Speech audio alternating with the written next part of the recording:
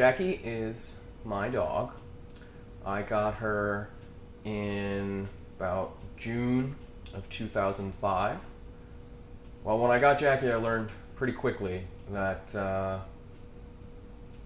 having a dog requires commitment. In Jackie's case, a lot of commitment.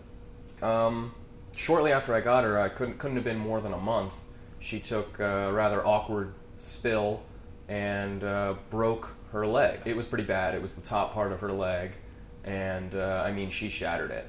It was awful. She needed a whole set of pins surgically implanted into the leg. We took her to a place called the Animal Medical Center in New York, which is an emergency level care hospital for animals, and it's a really great place.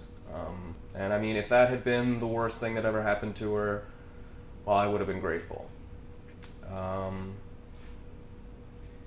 Last summer of 2013, I was working in New York for the summer, and one day Jackie started to appear very sluggish, lethargic.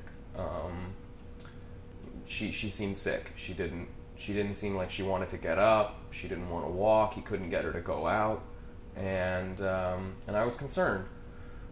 The next morning, she was still acting the same way. She was barely willing to move. She wouldn't get up, and I took her over to the animal medical center again. And after some extensive testing, they diagnosed her with a disease called IMHA, which stands for immune-mediated hemolytic anemia, which I can tell you is every bit as bad as it sounds. It's basically an autoimmune disorder. It's not entirely uncommon. They're not really sure what causes it. So I never actually did find out how she contracted this illness, but it's very serious. In a dog that has IMHA, the problem is that their immune system is basically working overtime. The white blood cells, which are responsible for killing bacteria and other pathogens, are, for whatever reason, attacking the body's own red blood cells. And a healthy dog is supposed to have about 50% white blood cells and 50% red blood cells. But as I said, her white blood cells were attacking her red, and at the time that I brought her in, I believe she was sitting at about 21% red blood cells. And I think anything under 20 is pretty much fatal. So she was in dire straits when I got her there.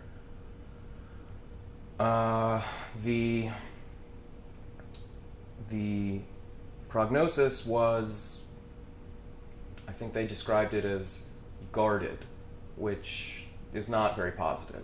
The treatment for this illness is that they put her on a steroid that acts as an immune suppressant. So it basically stops her immune system from functioning entirely.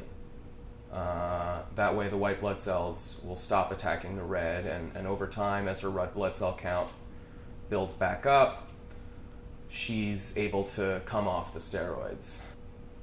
Unfortunately, when a dog is immune suppressed, or when anyone is immune suppressed, it of course makes her far more susceptible to all different kinds of infection.